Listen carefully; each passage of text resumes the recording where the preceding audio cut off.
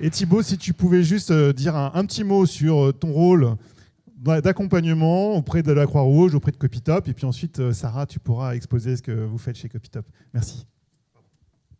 Merci Marc. Bonjour à tous d'abord.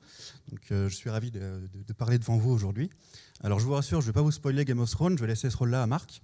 Moi, je vais plutôt vous parler de ce que font les CSM dans l'équipe CSM. Il faut savoir qu'on est 5 en France depuis janvier et que chaque client Actito a un CSM attribué. Donc ce CSM, il a 2 rôles majeurs, donc CSM Customer Success Manager. Donc le premier rôle, il va être pour ce premier rôle, c'est de faire de l'accompagnement. Donc c'est d'abord un expert de l'outil, mais c'est également un expert de votre modèle de données. Il va connaître toutes les contraintes marketing que vous pouvez avoir dans votre business et il va être en mesure du coup de vous aider, de vous accompagner et de vous aider à optimiser votre utilisation de l'outil. Si vous avez des problèmes dans l'utilisation, vous ne savez pas faire un ciblage en particulier par exemple, il va être là pour vous aider puisqu'il a la connaissance de votre modèle, il a connaissance du fonctionnement du module de ciblage, donc il pourra vous accompagner. Donc le CSM n'est pas là pour faire à votre place, vous restez autonome. Par contre, son rôle, c'est que vous soyez à l'aise dans cette autonomie.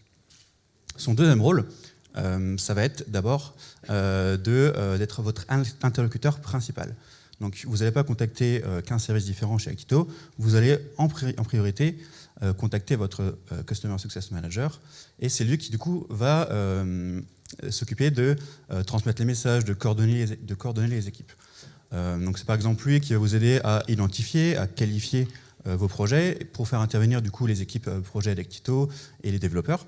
C'est également lui qui va faire remonter vos feedbacks à l'équipe produit, et ce afin de faire évoluer le produit en fonction de vos besoins. C'est lui qui va également travailler en duo avec le support pour résoudre les éventuels problèmes techniques que vous pouvez avoir, ou travailler avec Anne-Claire sur tous les problèmes de délivrabilité que vous pouvez rencontrer. Donc pour terminer, sur une métaphore que certains ont pu qualifier de fumeuse, l'utilisation d'un outil comme le nôtre, c'est un peu comme une voiture. Donc vous conduisez, Actito c'est le moteur, c'est les roues, c'est la carrosserie. Et en fait le CSM, lui, c'est à la fois la direction assistée, qui s'assure que vous allez bien où vous voulez, quand vous voulez y aller, et les amortisseurs, qui s'assurent que même s'il y a des cailloux, des nids de poules sur la route, quand même finalement vous vous sentez quand même bien. Donc, je vais laisser la parole à Sarah, qui va du coup nous présenter son travail avec Copytop. Bonjour à tous. Donc du coup, je vais juste... C'est le bon bouton, ou pas? Ah non, c'était pas le bon. Donc je suis responsable ICRM et acquisition chez Copytop. Donc juste une petite introduction de Copytop pour comprendre un petit peu le contexte dans lequel on s'est tourné vers Actito, et puis les différentes aussi problématiques et enjeux auxquels on a fait face. Donc Copytop, c'est une solution d'impression et de communication sur mesure. On répond, Copytop se veut un petit peu 100% solution, on répond à toutes les demandes d'impression grâce à notre réseau de 38 agences et à nos différents experts, donc à peu près 200 experts qui sont répartis dans toute la France, mais également à notre studio de création, qui est là également pour intervenir en amont et sur toute la partie créa, ou également ensuite sur la partie vérification de fichiers ou autre. Donc on répond à toutes les demandes d'impression qui peuvent être des demandes assez simples de type flyer, dossier relié, affiches, etc. Badge également, moi j'ai pas le mien, mais également à des demandes beaucoup plus complexes et originales qui peuvent être par exemple une carte de vœux 3D, un projet sur lequel on a travaillé il y a très peu de temps, donc qui se regardait avec des lunettes 3D. Donc voilà, l'objectif c'est un peu de dire que tout est possible en termes d'impression, et ce grâce à nos différents conseillers et à notre studio de création. Copytop, c'est également une base de données qui est principalement B2B. Et c'est dans ce contexte-là qu'on a des services qui sont aussi adaptés à cette demande. C'est des prix ultra dégressifs, c'est-à-dire en fonction des volumes. Ça va être des impressions tests gratuites pour pouvoir valider le rendu final. C'est des retraits en agence, etc. Donc pas mal de services qui sont adaptés à cette clientèle très B2B. Mais pour rester principalement sur notre sujet qui reste quand même la base de données, le ICRM. Quand je dis que notre clientèle est très B2B, je parle surtout d'une base de données client chez nous qui est très riche. Elle est B2B, ça veut aussi dire que les besoins sont spécifiques, mais aussi que dans notre base de données, on a des données sur 2 niveaux qui sont à la fois le contact, mais aussi l'entreprise. Donc on se situe vraiment sur 2 niveaux, et ça a été l'un de nos enjeux, on va en reparler après. De part également notre réseau d'agences et cette relation client qui représente bien Copytop. On est aussi sur l'une de nos forces, c'est aussi l'ultra-personnalisation et la relation client qui est très humaine. Mais ces 2 forces, donc la clientèle très B2B et notre relation humaine, c'est aussi ce qui nous a amené à définir nos principaux enjeux. Et notamment, ce qui nous a amené à nous demander, avant même de lancer notre plan de contact, comment on allait construire ce plan de contact sans perdre cette partie humaine, enfin sans déshumaniser la relation client. Donc c'est vraiment, le cœur de notre questionnement avant même de lancer ce programme ICRM. Donc tout ça, ça a permis de définir différents besoins. Les 2 principaux qui sont l'ultra-personnalisation de notre relation client, et tout ça dans le but de soutenir nos actions en magasin, donc les actions commerciales. Le but, c'était vraiment pas de lancer un plan de contact emailing pour venir s'opposer, pour venir contredire un petit peu ce qui était déjà fait en magasin, les actions commerciales en magasin, mais c'était vraiment de venir soutenir ces actions commerciales, de venir en amont ou en soutien, via un plan de contact emailing qui se devait donc ultra personnalisé. On y reviendra aussi un petit peu, mais l'ultra-personnalisation, elle va jusqu'à se demander qui doit parler dans l'emailing. Ici, on est sur un plan de contact on est sur un plan de contact qui est aussi agence. Donc c'est l'agence, voire même le conseiller qui parle à son contact, même si on va se retrouver dans un plan de contact automatique. Donc voilà, l'objectif reste d'automatiser tout ça en restant sur de l'ultra-personnalisation. On en a parlé dans plusieurs des présentations. Nous, c'est pas une deuxième étape, c'est vraiment quelque chose qui est venu dès le début, une de nos problématiques, et qu'on a dû respecter avant même le lancement de notre plan de contact emailing. Donc dans ce contexte, quels ont été les enjeux de la construction de notre plan de contact ? Il y en a eu plusieurs, et je vais insister notamment sur 3 d'entre eux.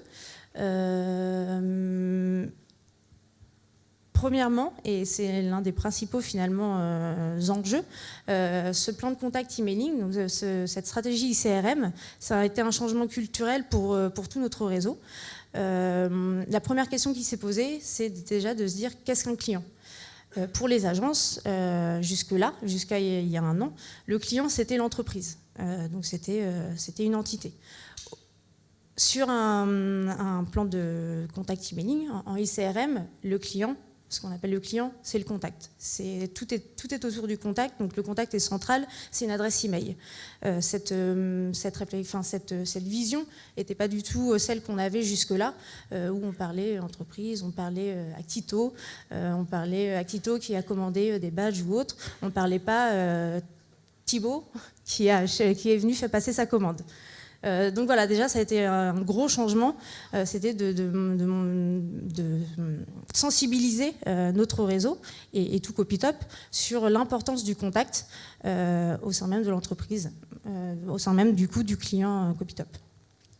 Et du coup, ça a été derrière tout ça, une fois qu'on avait un petit peu assimilé cette nouvelle définition du client, ça a été de sensibiliser sur l'importance des données. Alors, je vais reparler bien sûr de l'adresse email, c'est la donnée principale.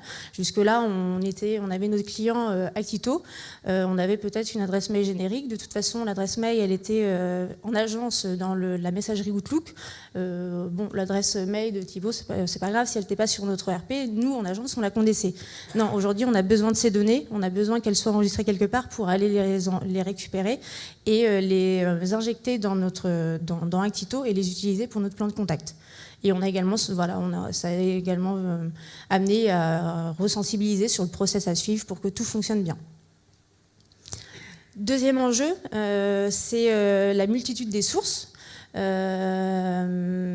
a fallu construire un plan de contact qui est notamment un modèle de données dans Actito, qui soit cohérent, sachant que les données viennent de différentes sources. Elles viennent du site web, elles viennent de notre ERP, elles viennent des agences, etc., etc. Donc elles viennent un petit peu partout. Jusque-là, on n'avait aucune cohérence entre ces différentes bases de données. Rien n'était normalisé. Donc première étape, et je fais une petite parenthèse là-dessus, cette construction de ce plan de contact a été, en parallèle de cette construction de notre plan de contact, il y a également eu tout un travail de normalisation de la data et d'enrichissement aussi pour aller récupérer, nettoyer notre base de données, l'email bien sûr, mais pas que, même nom, prénom, tout ce qu'on avait, le secteur d'activité, etc., syrétiser nos entreprises, mais également d'enrichissement pour pouvoir le construire. Donc il y a eu tout ce travail qui a été un petit peu introduit dans l'une des précédentes présentations, qui est hyper important, qui doit se faire en amont ou en parallèle en fonction du timing. Donc voilà, on a des données qui viennent d'un petit peu partout, et surtout on a des clients à la fois B2C et B2B. Donc ça, il a fallu construire un plan de contact qui soit cohérent pour les deux. On a des données qui viennent de partout. Et l'enjeu majeur, ça reste le fait qu'on est sur une clientèle à la fois web et à la fois agence, donc omnicanal, et ce plan de contact, il se devait omnicanal.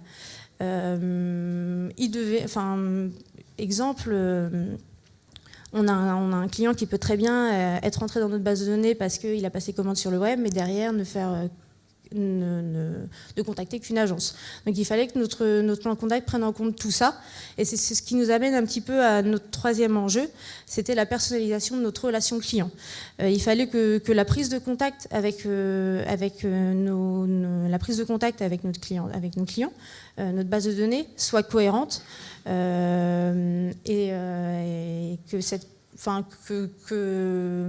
qu'on soit vraiment dans une logique de communication ultra personnalisée et humaine. Finalement, c'est l'agence qui parle, c'est le conseiller aussi. Donc, et cette personnalisation, elle vaut à la fois pour nos newsletters hebdo, mais également pour tout ce qui est marketing automation. Maintenant, un client, il peut très bien passer commande une fois sur le web, derrière passer commande en agence, ou les deux en même temps, ou l'un d'abord et ensuite l'autre. Il faut que toute la prise de contact soit logique, même si elle est automatisée. Et ça, Actito nous a permis de le faire via notamment un modèle de données multitable. Et c'était l'un des points importants pour nous, c'était de pouvoir collecter toute la donnée dont on avait besoin pour construire nos scénarios, donc notre segmentation, mais également pour personnaliser nos emailing. Donc il y a vraiment deux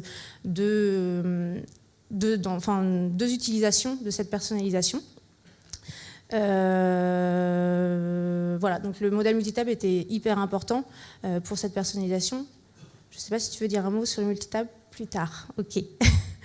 Voilà, donc là quelques exemples d'un petit peu de tout ce qu'on fait. Donc c'est vraiment d'aller personnaliser pour optimiser aussi l'expérience client via nos emailing.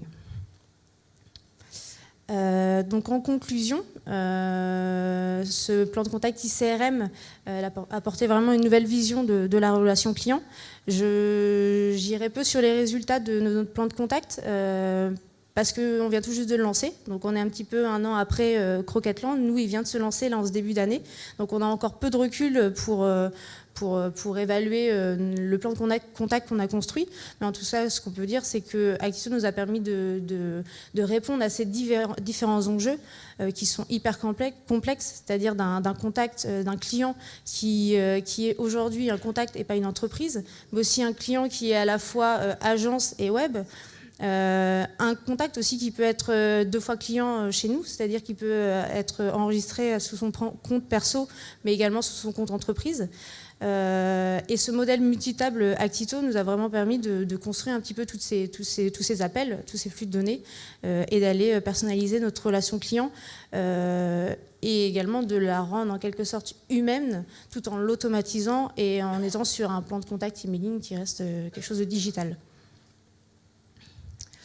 J'ai un peu pris d'avance sur mon dernier slide finalement, mais Actito en tout cas nous a permis de personnaliser en masse nos emailing, que ce soit sur la personnalisation de nom, civilité, prénom, enfin tout ce qui est un peu simple, mais aussi plus complexe selon le parcours d'achat, quelle page notre contact a visité, quels emailing il a ouvert. Quel est son historique d'achat également, puisqu'on le récupère et on l'héberge dans Actito. Et du coup, de construire des scénarios multi-comportements en fonction du parcours du client. Nos prochaines étapes, aujourd'hui, ça va être d'aller encore plus loin finalement dans cette personnalisation. Aujourd'hui, on est dans une personnalisation très magasin, très relationnelle, donc pour garder dès le lancement ce côté humain. Mais ensuite, on va aussi aller, là, c'est les étapes qui commencent actuellement, maintenant qu'on a lancé notre plan de contact, c'est d'ultra personnaliser aussi nos emailing en fonction des achats. Et pas seulement tout ce qui est emailing automatique, mais également le newsletter hebdo, d'aller les personnaliser, d'aller pousser par exemple des produits en fonction d'un historique d'achat ou d'un comportement en ce moment sur le site, ou également d'un secteur d'activité, puisqu'on est sur du B2B, de la saisonnalité. On va dire qu'au mois de septembre, il y a pas mal de salons, donc on peut aussi personnaliser en fonction de ça. Voilà. Il y a également tout ce qui est communication mobile qui va venir, donc ça un petit peu après encore. Et c'est également une autre étape, ce sera d'intégrer les magasins et les conseillers à distance dans ces scénarios-là. Donc par exemple, on a pas mal de scénarios de relance. On relance à contact. L'objectif, c'est aussi de pouvoir informer l'agence, les conseillers sur cette relance et qu'il y ait derrière une communication éventuellement par téléphone ou direct en agence. Comme je le disais au début, l'objectif de ce plan de contact ICRM, c'est vraiment de venir en amont et en soutien des actions commerciales qui sont déjà en place en agence ou qui sont en train de se mettre en place. Voilà, pour être beaucoup plus réactif, encore plus personnalisé, pousser des offres cohérentes et du coup fidéliser aussi notre clientèle.